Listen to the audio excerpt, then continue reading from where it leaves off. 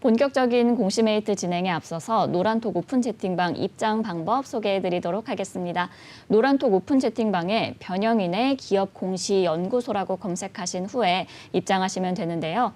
공시 관련해서 각종 질문 남겨주시면 제 옆에 계신 변영인 대표님께서 친절하고 빠르게 답변 도와드리도록 하겠습니다. 그럼 오늘의 첫 번째 기업 살펴보겠습니다. 오늘의 첫 번째 기업은 CJ E&M입니다. CJ E&M은 1994년 설립돼서 1999년 코스닥 시장에 상장했습니다. 주요 사업은 지상파 방송사업, 위성방송사업, 방송채널 사용업 등을 영위하고 있는데요. 방송 채널 사용 사업자로서 현재 TVN, 엠넷, OCN, 올리브, XTVN, 투니버스 등의 채널을 운영하고 있습니다. 커머스 사업은 라이브 TV와 T커머스, CJ몰을 운영하고 오프라인 매장 스타일 온에어 등을 통해서 다양한 쇼핑 수요에 대응하고 있습니다.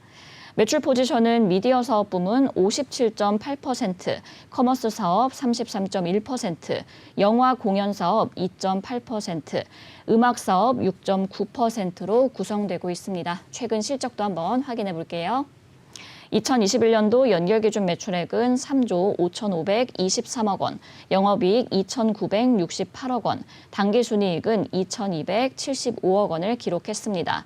매출액은 전년 동기 대비 4.8% 증가했고 영업이익은 9.1% 증가했으며 당기순이익은 246.7% 증가했습니다. 회사는 미디어 광고 및 콘텐츠 판매 증가와 음악 해외 매출의 증가로 영업이익이 성장했고 영업 외 손익의 개선으로 당기순이익이 증가했다고 밝혔습니다. 네, 이렇게 기업 정보 알아봤고요. 대표님, 어떤 공시 확인해 볼까요? 네, 바로 어제였습니다. 회사 연결 재무제표 기준, 영업실적, 잠정 공정고시를 발표했는데 내용 살펴보도록 하고요. 두 번째는 이게 연결 재무제표 기준, 영업실적 등에 대한 전망 공시는 특별한 사항이 없고 올해 초에 발표한 공시에 대해서 수정 공시가 되겠는데 차근차근 보도록 하겠습니다. 먼저 연결 재무제표 기준, 영업실적입니다. CJ E&M 연결 실적은요, 매출액 1조 1,924억 원을 기록했고 지난 1분기죠. 1월부터 3월 분기 대비 24.6%의 매출 상승이 있었습니다. 영업이익은 556억을 기록했는데 지난 1분기 대비 12.1%가 상승했고요. 당기순이익은 당기순 손실 좀 전환되면서 249억 원의 적자를 기록했습니다. 1분기 대비해서도 적자 전환을 이끌어냈고 매출액은 전년 동기죠. 지난해 2분기 대비해서 31.3%의 매출 신장 효과가 있었습니다. 그런데 지난해에 비해서 오히려 영업이익의 폭은 35.2%가 감소된 556억을 좀 기록했고요. 당기순이익 부분은 지난해 대비해서 적자 전환했습니다. 하단 내용 보도록 하겠습니다. 기타 투자 판단 사항입니다. 상기 결산 실적은 외부 감사인의 검토가 완료되지 않은 잠정치로서 향후 검토 결과에 따라서 변경될 수 있다. 실적 발표와 관련된 컨퍼런스 콜은 웹캐스트 방식으로 회사 홈페이지에 실시간으로 청취가 가능하다. 지금 2분기 실적에 관련된 이 기관 투자자들과의 어떤 질의응답 관련된 어떤 이 사항들에 대해서 이게 컨퍼런스 콜 관련된 내용을 IR 자료실에 좀 등재했다라고 좀 판단되는 곳인데 종합적으로 좀 집계해보면 1분기 매출액은 지난 1분기에 대비 그리고 전년 동기 대비 24.6% 그리고 31.3%가 좀 증가됐는데 영업이익의 폭은 감소됐고 당기순이익은 적자로 좀 전환되면서 종속회사에 관련된 사업 부분에 어떤 수익성이 크게 악화되었다라고 좀 판단해 볼 수 있습니다. 우리가 관점에 따라서 영업이익은 냈는데 당기순이익을 왜 내지 못하고 당기순손실을 좀 냈을까요? 영업활동과 관련 없는 이 손실 부분에 대한 반영인데 이게 뭐 이자 비용의 증가 또는 회사가 투자했던 종속회사 또는 자회사 실적이 안 좋게 될 경우 피투자 회사의 실적이 매우 좋지 못하다면 이 실적 부분이 당기순이익 또는 순손실로서 반영될 수 있는 효과가 있죠. 그렇기 때문에 비교적 이 본업 관점에서는 매출액이 좀 증가됐으나 영업이익의 폭이 좀 감소됐고 당기순이익의 폭이 손실로 좀 전환된 사유는 종속회사의 어떤 사업 관련된 부분이 매우 부진했다라고 판단해 봅니다. 네, 이렇게 CJ E&M 2분기 매출액은 증가했으나 영업이익은 감소했습니다. 먼저 이 각 사업 부문별로 실적 상황을 좀 짚어봐 주실까요? 네, 이걸 좀 보시기 전에요.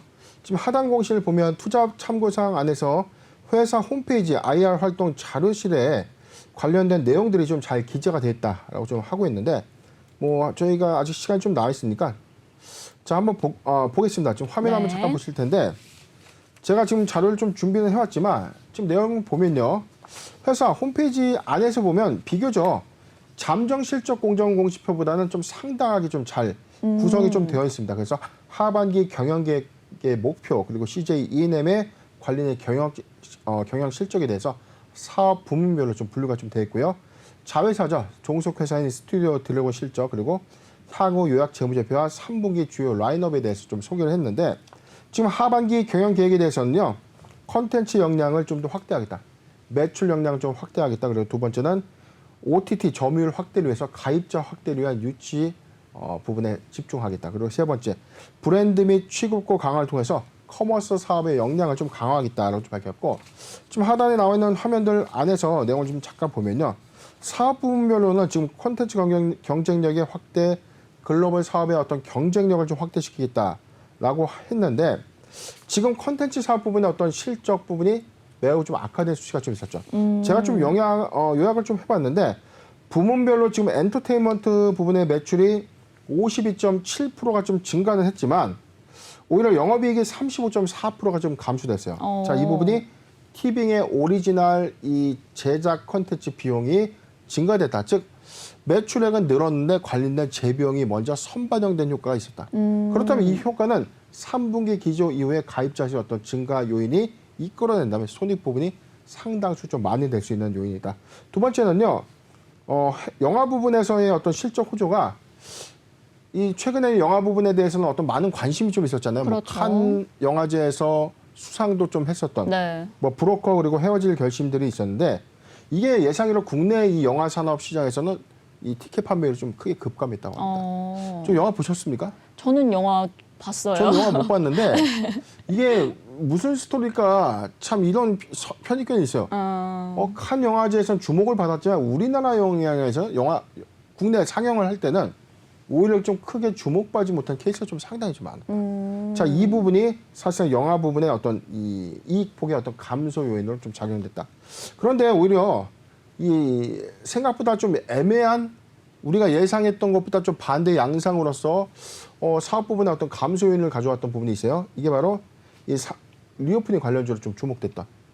우리가 사실상 이커머스 관련된 사업 부분이 코로나19의 어떤 수혜주였냐.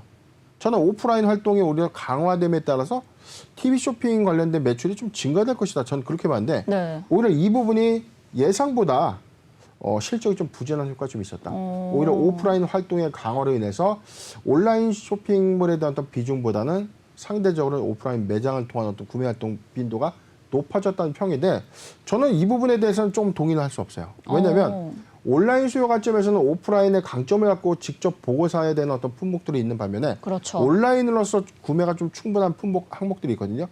전체적인 어떤 라인업을 보유하고 있는 CJ몰의 입장에서는 이 종속회사의 어떤 사업 가치가 다른 역량의 어떤 문제점이 아닌가 그렇게 분석을 해보고 있습니다. CJ E&M에서는 뭐 사실상 지금 매출액은 상당히 좀 증가했음에도 불구하고 영업 손실의 폭이 좀 컸던 이 사유는 아까 분석해드린 것처럼 콘텐츠 제작 비용의 어떤 증가 부분과 영화 사업 부분에 손익이 좀 감소된 영향이 있었다. 자, 이 점을 참고하셨으면 좋겠습니다. 네, 이렇게 CJ E&M 사업 부문별로 실적 상황을 함께 정리를 해주셨는데 일단 2분기는 다소 아쉬운 성적표를 받았습니다. 대표님, 그렇다면 이 하반기 실적 전망은 어떻게 보실까요? 네, 일단 뭐 콘텐츠 역량에 대해서 우리가 상반기에도 제가 CJ E&M 좀 달아드렸을 말씀 좀 드렸죠. 뭐냐면 네네. 지금 CJ E&M의 경우에는 사실상 코로나19의 수혜주였냐. 자, 이 관점에서 우리가 좀 고민을 해봐야 되는데 콘텐츠 제작 미디어 호실적을 좀 이끌었던 2021년도 실적. 자, 이 대비를 보면 상당수 코로나19의 수혜 효과는 있었다. 왜냐하면 사회적 거리두기 활동과 이에 따른 어떤 이동 제한 조치로 해서 많은 사람들이 집에서 게임이나 콘텐츠를 좀 보거나 그렇죠. 영화를 보거나 밀린 드라마를 쭉 보거나 저도 좀 그렇게 많이 여가 활동을 좀 했거든요. 네, 저도요. 자, 그런 관점에서 상당수 비약적인 컨텐츠 산업의 어떤 부흥기를 이끌었던 2021년도 지나서 2022년도 상반기까지 사회적 거리두기가 해제되고 엔데믹으로 좀 전환된 관점에서 지금 사람들이 사실은 오프라인 활동 많이 합니다. 네. 레저 활동도 하고요. 여행도 가고 관광도 가고 다 하는데 관점에 따라서 저도 요즘 느끼는 거지만 제가 집에서 옛날만큼 컨텐츠를 볼 수 있는 시간적 여유가 없다. 이게 비단 바빠서가 아니라 다른 거 하기 너무 많은 거예요. 자, 그만큼 이런 부분에서 단순하게 우리가 투자 지표와 접목시켰을 때, 자, 감소의 요인은 있다. 그런데 이거는 사실상 이 컨텐츠에 대한 어떤 히트 관점에서 사실상 코로나19 수혜주로 작용됐던 시점에서는 OTT 대작들이 좀 상당히 좀 많았는데 네. 이후 관점에서는 지금 OTT 관점에서도 대작으로 좀 보기에 우리가 좀 시간을 내서 보고 싶어하는 그런 콘텐츠가 사실 예전보다 좀 많이 없다. 자, 이 부재 효과가 좀 있었다는 것이고 오히려 하반기에 관련된 어떤 신규 콘텐츠 제작물들의 어떤 상영 그리고 이에 따른 흥행 여부가 사실상 다시금 콘텐츠 제작 수요에 따른 손익 회복 관점으로 좀 작용되지 않겠는가. 즉 3분기 또는 4, 4분기에는 부분적인 회복세를 좀 가져오지 않겠는가 전망을 해봤습니다. 네, 이렇게 엔데믹으로 전환이 되면서 하반기 실적 감소의 요인은 있겠지만 그래도 어느 정도의 실적은 회복할 것 같다. 이렇게 함께 정리해 주셨습니다. 그럼 이어서 티빙과 시즌의 합병 이야기도 한번 해보도록 할게요. 양사의 합병으로 이 국내 콘텐츠 사업에서도 상당한 시너지가 좀 기대가 되고 있는데 대표님께서는 어떻게 보시나요? 네, 지난번에 저희가 좀 한번 언급을 한번 해드렸습니다. 지금 KT와 CJ ENM 지금 OTT 시즌을 좀 통합함으로써 뭐 국내 점유율, 국내 가입자 수 독보적인 1위를 좀 기록했다. 그런데 이 관건은 OTT 가입자 수가 좀 증가된 것까지는 좋은데 이게 잘 유지가 좀 되는가. 그리고 많은 이용객들이 추가적으로 좀 확산세를 좀 더 가져갈 수 있는가. 자, 이게 관건이었는데 변수 요인이 하나였습니다. 사회적 거리두기가 해제되니까 뭐 저처럼 콘텐츠를 좀 보고 싶어도 시간적인 어떤 여유가 좀 부족한 사람들. 이게 뭐 컨텐츠가 재미없다의 관점이 아니라 시간적인 여유가 일상에서의 어떤 할 수 있는 것들이 좀 너무 많은 그런 관점에서는 오히려 컨텐츠의 어떤 가입자 수의 어떤 성장세는 좀 더 둔화될 수 있는 요인은 맞다. 넷플릭스를 좀 지표를 본다던가 뭐 우리나라의 상황을 전체적으로 보더라도 지금 정점을 찍고 코로나19의 어떤 팬데믹이 확산됐던 OTT 가입자의 어떤 급증 현상과는 지금은 그 성장세가 좀 많이 둔화된 흐름을 좀 보여주고 있죠. 가시화 등 관점에서는 가입자 수를 잘 유치해서 여기서 안정적인 수익을 기반으로 해야 되는데 콘텐츠에 제작된 비용들이 점점 많이 들어가고 가입자 수가 크게 늘지 않는다면 영업이익의 폭이 점진적으로 좀 감소될 수밖에 없는 것이죠. 많은 사람들의 가입자 수를 유치함으로써 콘텐츠 제작 비용들이 상쇄 효과가 있고 이에 따른 이익의 증가폭을 좀 가져와야 되는데 제작 비용은 계속해서 들어가는데 가입자 수는 크게 증가되지 않는다면 영업이익의 폭이 감소된다는 점. 자, 그 관점에서 제가 좀 우려를 좀 해봤는데 일단 뭐 합병의 효과는 좀 상당할 것이다. 그런데 관건은 이 가입자 수가 많고 적고의 문제가 아닙니다. 냉정하게 우리가 좀 판단해봤을 때 요즘 넷플릭스에 재밌는 컨텐츠들이 없기 때문에 가입자 수의 이탈이 많다. 이거는 뭐 저희가 주변에서 많이 듣는 얘기지 않습니까? 네. 상대적으로 컨텐츠의 어떤 이 유입률 즉 흥행할 수 있는 흥행 요소를 갖추고 있는 컨텐츠의 어떤 이 제작으로 인해서 다시금 가입자 수를 좀 증가시키는 자, 이 원인이 굉장히 좀 중요한 포인트가 아닌가 전망을 해보는데 관점에서 뭐 CJ ENM이 하반기에 어떤 이 대작 라인업들을 좀 많이 갖고 있다. 네. 자, 이런 이야기가 있기 때문에 2분기 기존 실적보다는 3분기에 좀 더 완화된 가입자 수를 좀 기대해 보겠습니다. 네, 이렇게 흥행 요소를 갖춘 컨텐츠를 바탕으로 가입자 수를 늘리는 것이 가장 중요한 관건이 될 것 같습니다. 그럼 끝으로 대응과 투자 전략까지 부탁드릴게요. 네, 지금 차트 보도록 하겠습니다. 지금 오늘 3.66포인트 하락한 97,500원. 지금 사실상 뭐 실적 기조의 효과가 좀 나빴다, 좋다. 자, 이 부분보다 영업손익의 감소 효과는 좀 있었어요. 코로나19의 수혜주 관점 이후에 오히려 이 성장성이 좀 다소 좀 둔화될 것이다. 자, 그 관점은 맞지만 OTT라는 이 가입자 수가 단순하게 해지를 쉽게 하고 오히려 가입자 수가 좀 크게 는다. 자, 이 관점보단 한 번 가입을 하면 특성상 그 컨텐츠에 대한 어떤 가입률을 계속 유지해 준다. 자, 이런 관점에서는 안정적인 가입자 수의 어떤 증가 추세 안에서 컨텐츠 제작 비용들이 효율화 관점에서 조금 손익관점에서 좀 잘 구성이 좀 된다면 오히려 이를 기반으로 한 점진적인 어떤 실적 성장은 좀 완연하지 않겠는가. CJ 이넷 입장에서는 오히려 컨텐츠의 부흥기로 인해서 상대적인 어떤 사업 역량을 강화할 수 있는 계기를 KT로부터 KT와 합병을 통해서 사실상 이 몸집을 좀 키울 수 있는 여파는 맞다. CJ E&M의 실적은 좀 감소했지만 자회사 스튜디오 드래곤의 경우에는 오히려 실적 호조 양상이 좀 있었거든요. 네. 관점에서는 지금 제작 비용과 전체적인 OTT 가입자 수의 어떤 반영 효과, 제작 비용의 어떤 선투입 효과는 좀 있지만 종속회사의 어떤 성장세는 확인하다는 점. 자, 이 점이 매수하기 좋은 포인트가 아닌가 판단해봤습니다. 한간에서는 뭐 스튜디오 드래곤 부분의 투자 부분은 우리가 좀 판단해 볼 텐데 지금 현재 저가 메리트 구간은 좀 충분합니다. 지금 매수하기 좋은 구간까지 좀 도래가 좀 되었다고 보는데 저는 이렇게 봤습니다. 88,000원, 88,000원에서 95,000원, 88,000원에서 95,000원 구간 포트 비중. 자, 포트 비중 10%의 분할 매수 의견을 좀 제시해드리고 비교적 실망스러운 실적임은 맞지만 이게 3분기, 4분기 이후에 회사 성장성을 좀 고려할 때 선투입됐다는 관점, 이로 인한 2분기 실적의 손익이 감소되었다는 점. 자, 이 점 이후에 3분기 실적 회복을 가져온다면 충분하게 우상향할 수 있는 상승의 여력은 충분하다. 참고하셨으면 좋겠습니다.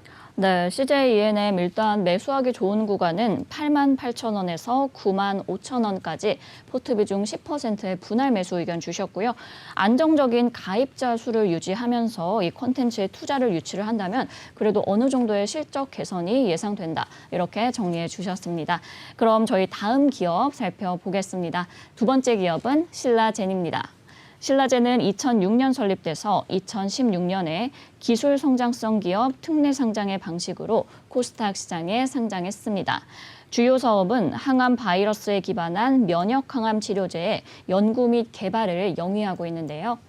핵심 플랫폼 기술은 팩사백으로 유전자를 재조합해서 만든 백시니아 바이러스로 암세포를 선택적으로 사멸시키고 면역세포가 암세포를 공격할 수 있도록 설계됐습니다.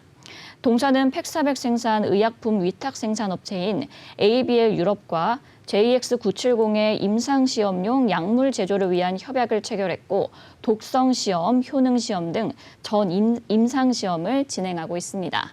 회사는 2020년 5월 전 경영진의 횡령 배임 등으로 상장 적격성 실질 심사 사유가 발생하며 주권 거래가 정지됐고 개선 기간을 부여받았습니다.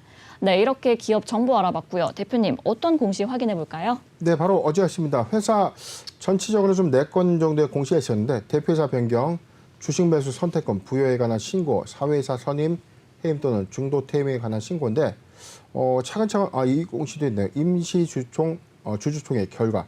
공시 내용 차근차근 보도록 하겠습니다. 임시 주주총회 결과입니다. 회사가 주주총회를 개최했고요. 이에 따른 결과에 대해서 공시를 하는 것이죠. 결의사항은요, 이로 이한 이사 선임 그리고 감사 선임, 주식 매수 선택권 부여의 건, 스톡 옵션의 부여입니다. 자, 이 사무안건이 모두 가결됐다는 것인데 내용을 살펴보겠습니다. 회사는 사내이사 김재경님 그리고 사회이사 장용재, 정병욱님을 선임했다. 그리고 감사는 이영우님을 선임했다라고 좀 밝혔는데 여기서 볼 때 우리가 좀 단순하게 주주총회에서 선임이 됐구나. 자, 이렇게만 간단하게 좀 판단해보죠. 신라젠은 지금 현재 어떤 상태죠? 주권 거래 정지 상태에 있고 상장 적격성 실질 심사 사유에 해당돼서 현재 개선 기간을 좀 받고 있는 중입니다. 네. 개선 기간 안에서의 대표이사를 변경하고 주요 경영진들을 좀 보강한다. 자, 이게 어떤 의미로 좀 작용될 것인가? 이력을 먼저 보도록 하겠습니다. 이사 선임 내용 중에서 김재경 님은요. 현재 신라젠의 기타 비상무이사라고 좀 기록이 되어 있고요. 전 랩지노믹스의 대표이사를 역임했다라고 좀 밝혔습니다. 사회이사 부분은 법무법인 광장 변호사 그리고 이화여대 재무금융 전공 부교수.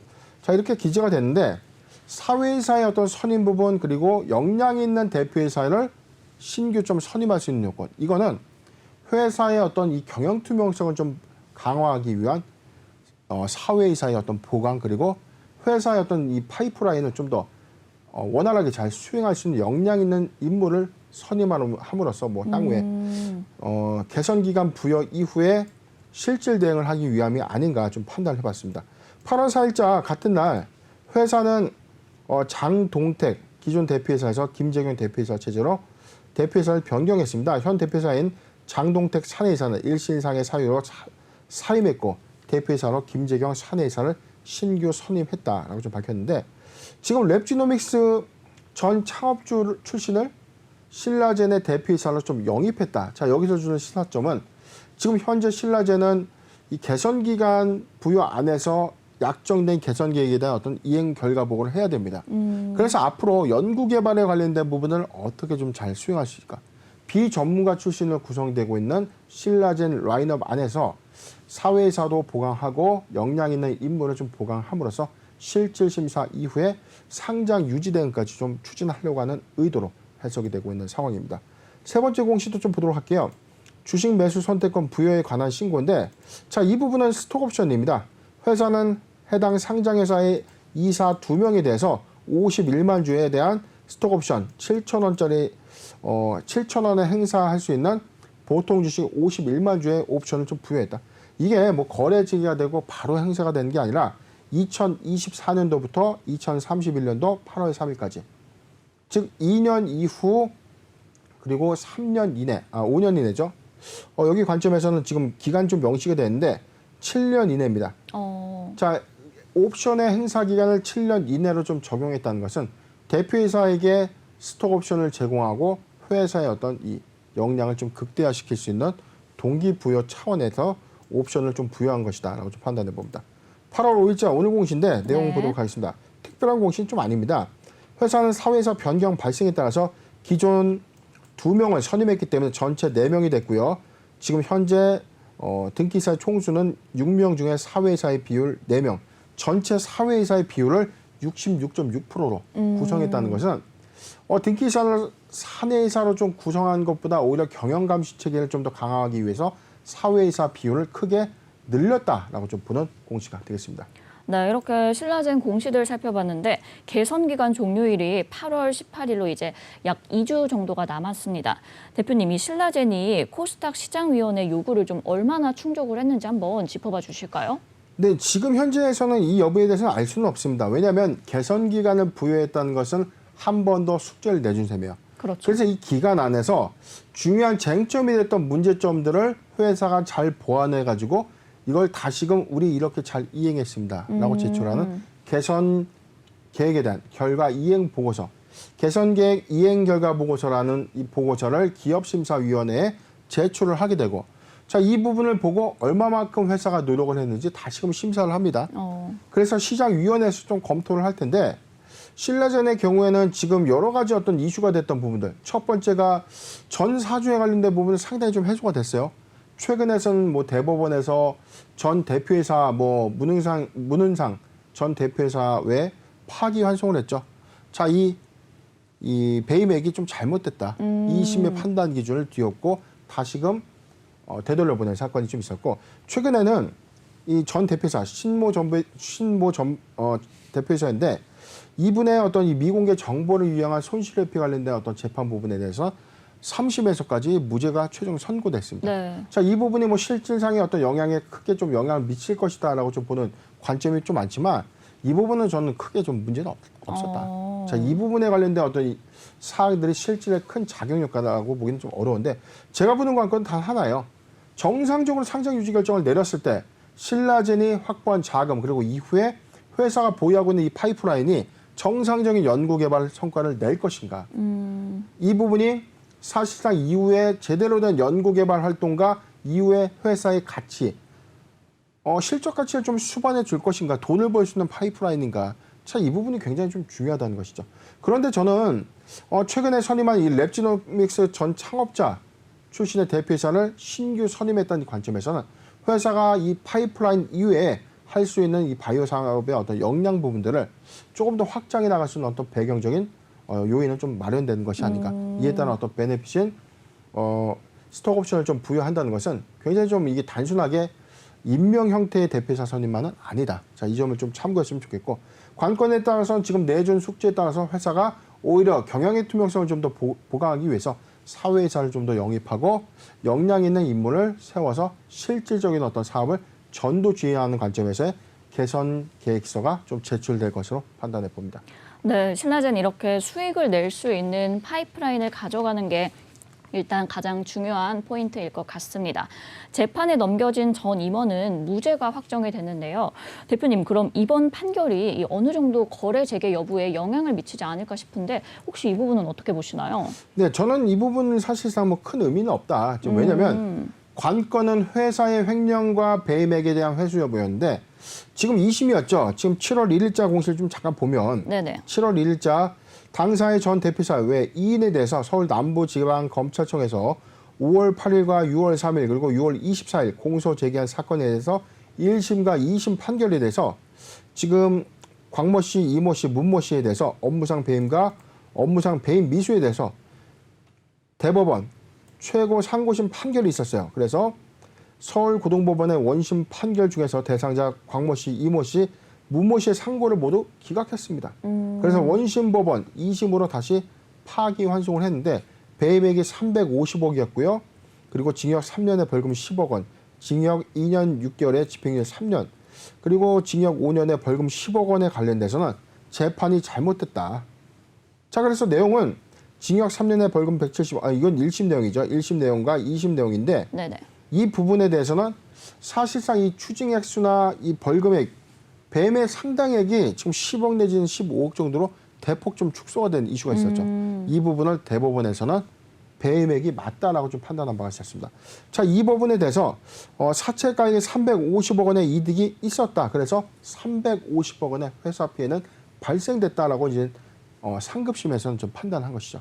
자, 이 효과는 사실상 이 실질 요소에 큰 영향은 없을 것이다. 과거에 잘못된 일에 대해서 확정 금액 이후에 오히려 회수를 위한 회사의 노력이 있을 것이고요. 두 번째, 최근에 기소된 신 전 대표이사에게 이 자본시장법 위반 혐의에 대해서는 좀 무죄를 좀 적용했거든요. 네네. 아까도 좀 말씀드렸듯이 지금 부정적인 팩사백의 임상 결과가 매우 부정적인 어떤 사실들을 알고 먼저 주식을 팔아서 손실을 회피했다. 미공개 정보 이용 손실회피 사실에 대해서는 원심의 법리를 오해하는 것 같다라고 좀 주장하면서 기각, 지금 무죄로 좀 판결을 좀 해줬어요. 자, 이 효과가 사실상 또 실질 심사에 또 영향을 줄 수 있는 요인은 아니다. 그렇다면은 많은 투자자분들 굉장히 좀 답답하죠. 그렇죠. 그래서 제가 지난번에 M2의 입장에서는 1,000억 원대의 자금이 조달됐고 지배구조도 확충됐고 관련된 새로운 사회이사 영입과 최근엔 대표이사까지 변경되는 강수를 좀 띄웠는데 앞으로 개선기획서 안에서는 파이프라인의 어떤 지금 기존의 파이프라인이 팩사백의 앞으로의 어떤 임상 진행 결과 이외에 바이오 사업을 어떻게 좀 전개할 것인가에 대한 어떤 흐름들 내지는 회사가 확보하고 있는 추가적인 어떤 수익 사업, 바이오 관련 수익 사업을 어떻게 좀 가져갈 것인가. 자, 이 키는 새로 선임한 이 김 대표이사에게 좀 부여되지 않을까. 자, 이 관건은 얼마 시간이 좀 남지는 않았지만 상당히 플랜 안에서는 개선 계획서 관련된 어떤 이행 결과 보고서 좀 제출될 것이다 라고 좀 전망해봤습니다. 네, 일단 관건은 이 회사의 횡령과 또 배임액이기 때문에 이 무죄 판결이 그렇게 크게 거래 재개 여부에 영향을 미치진 않을 것 같다라고 함께 정리해 주셨습니다. 그럼 이제 신라젠 이 거래 재개에 대한 전망과 또 우리 투자자분들을 위해서 한 말씀까지 부탁드릴게요. 네, 일단 8월 18일까지 개선 계획에 대한 어떤 개선 기간이 종료된다는 것은 8월 18일 날 끝나는 것이 아니죠. 8월 18일까지에 대한 기간은 끝났습니다. 그렇다면 개선 기간이 종료되고 난 이후에 회사는 개선 기간 종료에 따른 이행 결과 보고서를 다시금 시장위원회에 제출을 하게 되고요. 시장위원회는 접수된 날로부터 15영업일 이내에 다시금 이 심의일자를 잡습니다. 그래서 좀 빠르면은 9월 중순에서 9월 셋째 주 이후에 가시화된 상장 유지냐 또는 상장 폐지가 결정될 것이다라고 좀 전망을 해보는데 제가 최근에 이 전망들을 좀 보니까 전문가들의 70%는 상장 유지다, 30%는 상장 폐지다 이렇게 좀 전망을 좀 했는데 저는 사실상 상장 유지 결정이다라고 지속적으로 좀 이야기를 하고 있는 관점이에요. 네네. 왜냐하면 이게 바이오 사업의 어떤 성공 여부를 누가 짐작할 수 있고 누가 판단할 수 있느냐. 자, 이 부분이 굉장히 좀 난해하다는 것이죠. 당연히 이게 수많은 임상 시간과 시간적인 어떤 결과치를 가져가야 되는 어떤 바이오 사업 안에서 이 사업의 주기를 개선 기간에 이 짧은 기간을 두고 성공할 것이다, 실패할 것이다를 단정해서 이 잣대로 사실상 상장 폐지냐 유지냐 이 여부를 판단하기에는 굉장히 리스크한 것이다. 이에 따라서 뭐 시장위원회 측에서도 상당히 좀 부담을 느낄 것이다라고 좀 전망을 해보고요. 아직까지 보여지고 있는 회사의 행태는 착실하게 이행을 잘 하고 있다. 자, 이 점이 굉장히 좀 긍정적인 포인트가 아닌가. 저는 상장 유지를 좀 예측하고 있는데 관련돼서는 저희가 한 번 더 중대한 부분들에 대해서는 한 차례 더 저희가 공시 메이트 시간에서 리뷰해 드리도록 하겠습니다. 네, 일단 9월 셋째 주 정도에 이제 가시화된 상장 유지 여부를 알 수 있을 것 같고요. 회사가 이제 거래 재개 후에 바이오 사업을 어떻게 영위할지도 이 부분에 대해서 주목해 보시면은 좋을 것 같습니다. 대표님, 근데 만약에 이제 상장 폐지가 되면은 그게 바로 또 진행이 되는 건가요? 그렇죠. 이번에는 뭐 사실상 뭐 개선 기간을 주느냐, 상장 폐지를 주느냐, 뭐 기회를 한번 더 주고 말고의 문제가 아닙니다. 다만 저는 중대한 어떤 판단 요소가 좀 달라진다면 기업 시장위원회에서 속개 결정을 할 수도 있어요. 우리가 좀 면밀하게 한 번 더 보겠다. 한 달 정도 시간을 좀 더 끌 수 있는 요인은 있는데 지금 9월 시점이라는 것은 반기 검토 보고서까지 다 나온 시점에서 더 이상 뭐 미룰 수 있는 이유는 없죠. 그리고 지금까지 보여주는 어떤 부분에 대해서는 가장 중요한 포인트, 회사 사업, 연구개발 활동과 관련된 사업을 어떻게 좀 영위할 것인가. 자, 이 부분이 굉장히 좀 키포인트인데 이 부분이 잘못됐다, 리스크하다라고 좀 이야기를 하더라도 그 부분에 대한 어떤 점이 리스크한지에 대한 어떤 설명을 누가 할 것인가. 시장위원회 측에서도 어떤 부분에 대한 리스크를 본인들이 잡아낼 것인가. 자, 이게 관건이라는 거죠. 그렇다면 만약에 최악의 경우, 최악수의 경우 상장 폐지가 최종 확정되었다. 그렇다면 상장 폐지 확정일로부터 정매 기간이 공지가 되고요. 그 기간 안에서 적립 매매가 좀 진행이 될 텐데 만약에 회사가 상장 폐지의 이의 신청을 법원에 제기합니다. 지금처럼 이 신청과 동시에는 즉각 거래 정지가 좀 중단이 됩니다. 자, 즉각 거래 정지가 좀 중단이 되기 때문에 상장 폐지 효력 정지 가처분에 대해서 인용이 돼서 다시금 본안 소송까지 간다면 여기서 시간이 더 걸리는 것이지만 최근의 트렌드는 특별한 사유가 없다면 상장 폐지 효력 정지 가처분이 모두 기각되는 사례가 좀 많기 때문에 기각일로부터 정매매는 다시 시작된다는 점도 참고하셨으면 좋겠습니다.